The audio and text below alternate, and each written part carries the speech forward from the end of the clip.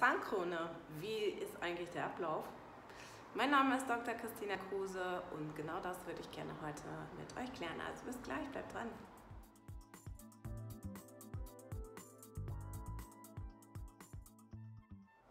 Hallo, mein Name ist Dr. Christina Kruse und ich möchte mit euch heute so ein bisschen den Ablauf der Erstellung oder des Erhaltens einer Zahnkrone klären und bin dafür mal wieder in einer Praxis.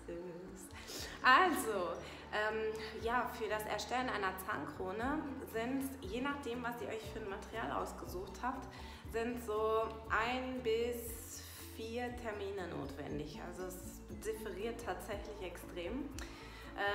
Es ist durchaus möglich, eine Zahnkrone innerhalb von nur einer Sitzung beim Zahnarzt zu erhalten. Dafür müsst ihr euch aber dann entsprechend eine Krone ausgesucht haben, die in einem CAD-CAM-Gerät angefertigt wird. Was bedeutet das? Also ihr setzt euch auf den Stuhl, es werden Vorabdrücke von den Zähnen gemacht, damit man so eine Grundsituation quasi als Negativform hat. Werden Abdrücke von den Zähnen gemacht, dann wird geguckt, wie ihr zusammenbeißt. Da gibt es so ein Material auch, das man auf die Zähne auftragen kann, so ein weiches, in das man so reinbeißt. Das wird fest, das nennt sich Bissregistrant. Und dann wird der Zahn oder die Stelle, wo der Zahn halt beschliffen werden muss, das wird anästhesiert mit einer Spritze. Und dann wird der Zahn quasi geschrumpft. Also das, was wir die ganze Zeit da, also man hat ja das Gefühl, wir schleifen im Kreis. Wir schrumpfen euren Zahn quasi. Also ihr müsst euch quasi vorstellen, dass wir so 25 bis max 35% eures Zahnes nehmen wir außenrum weg und schrumpeln den so ein bisschen zusammen, dass das wie ein Zahnstumpf, so nennt man das dann ja, wie so ein Zahnstumpf ist. Und wenn ihr so eine Krone in einer Sitzung quasi haben wollt, dann ist es eben so, dass man den Zahn schrumpft. Dann wird mit einer Kamera quasi ein digitaler Abdruck von eurem Zahn gemacht. Und dieses Kamerabild wird an eine große Fräsanlage weitergeleitet. Und in diese Fräsanlage wird ein Block eingespannt. Und zwar am besten in der Zahnfarbe, die ihr mit dem Zahnarzt besprochen habt, wird dann das entsprechende Material, wird dieser Block in diese Fräseinheit eingespannt und dann kommen so 3 bis 5 Fräsköpfe und die fräsen aus dem Block wirklich so in Minuten schneller, fräsen die daraus eure Zahnkrone. Meist sind diese Zahnärzte sowieso auch zahntechnisch recht begabt oder eben das Personal, also die Mädels. Und diese Krone wird dann noch so ein bisschen bemalt und kommt noch so ein Glanz drauf und das kommt dann in den Brennofen und wird euch tatsächlich direkt in der Sitzung eingesetzt. Der Nachteil in Anführungsstrichen ist, an einem Block ist eine Farbe. Also ihr müsst dazu wissen, dass ein Zahn eigentlich aus mehreren Farben und Transparenz und Transluzenzen besteht. Deswegen man gerade in dem Bereich, wo es ästhetisch und kosmetisch sehr wichtig ist, natürlich legen wir Zahnärzte und auch die Zahntechniker sehr viel Wert darauf, der Natur sehr, sehr, sehr nachzueifern und durch Schichten von Keramik wirklich dafür zu sorgen, dem künstlichen Zahn so viel Natürlichkeit, also das ist unser Bestreben, dem künstlichen Zahn so viel Natürlichkeit einzuhauchen, dass er lebendig wirkt. Und das ist eben halt beim Fräsen in so einer Anlage, in einer Sitzung Krone, ist das nicht unbedingt gegeben, aber wäre natürlich für den hinteren Bereich durchaus denkbar. Ansonsten ist es so, dass eben nachdem man die Vorabdrücke bekommen hat, nachdem der Biss kontrolliert wurde, nachdem die Zahnfarbe besprochen wurde, nachdem ein sogenannter arbiträrer Gesichtsbogen, dafür habe ich auch ein Video erstellt, was das ist, gemacht wurde und ein Zahn anästhesiert wurde. Das ist durchaus auch eine längere Sitzung. Die kann auch mal länger als eine Stunde dauern, auf jeden Fall. dass dann Abdrücke von diesem besagt zusammengeschrumpften Zahnstumpf genommen werden und diese Abdrücke werden in ein zahntechnisches Labor geschickt.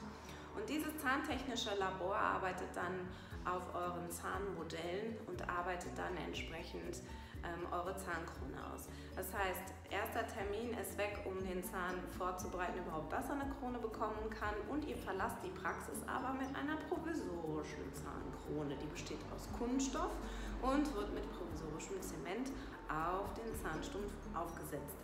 Damit kann man keine Nüsse knacken, aber einigermaßen kauen kann man damit auf jeden Fall.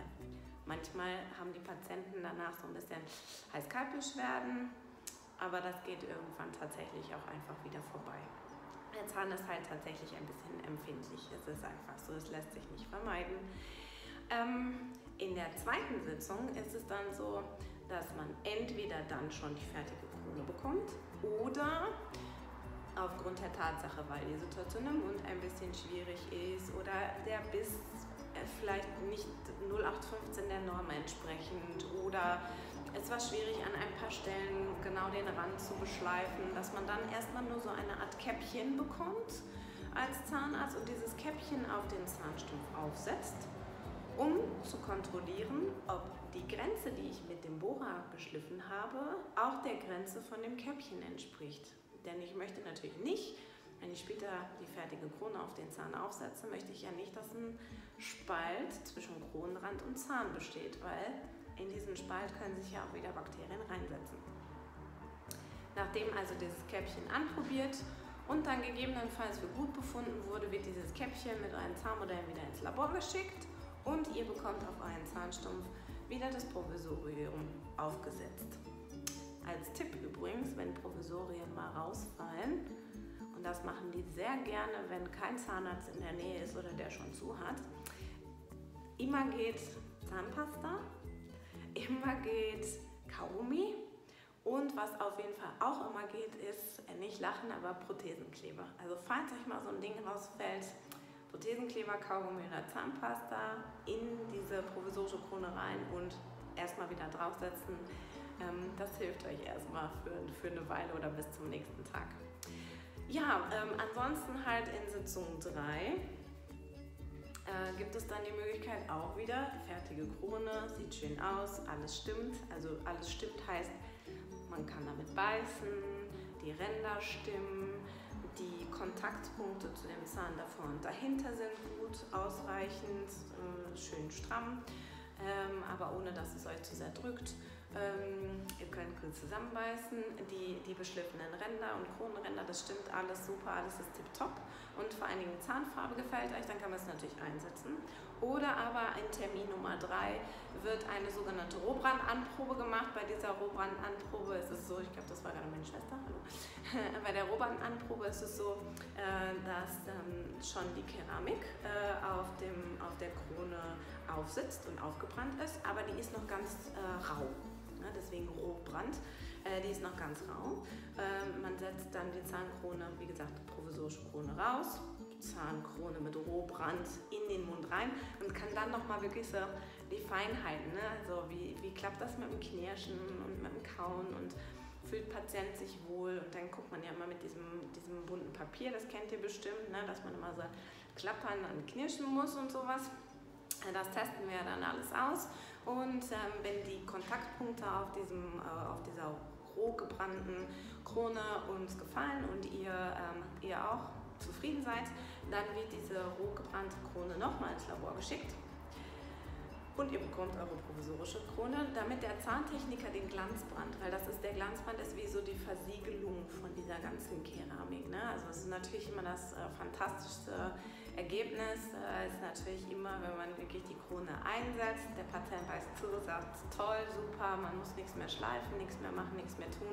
Das ist natürlich die optimale, das ist auch das, wonach wir alle streben. Da uns Patienten, ich bin ja quasi auch eine, da uns Patienten aber tatsächlich ein Haar im Mund schon so groß vorkommt wie eine Macaroni, sind ja die kleinsten Kleinigkeiten, sind ja schon wirklich zu Tode nervend. Deswegen würde ich eher sagen, ist es zu 90% schon so, dass wenn eine Krone eingesetzt wird, man doch irgendwo an der Stelle noch nie machen muss. ne, mal kurz doch noch irgendwas schreiben muss. Also in diesem Sinne, wenn die Krone euch gefällt und sie eingesetzt wurde, wird euch noch erklärt, wie ihr sie zu pflegen habt. Und dann wird sie halt fest auf den Zahnstumpf aufgeklebt und dann werdet ihr sehr lange und sehr viel Spaß daran haben. Ich hoffe natürlich 20 Jahre bei guter Führung. Ich hoffe, das Video hat euch gefallen. Ich hoffe, es war informativ. Ich wünsche euch noch einen ganz schönen Tag und ich hoffe, wir sehen uns beim nächsten Mal wieder. Macht's gut. Ciao!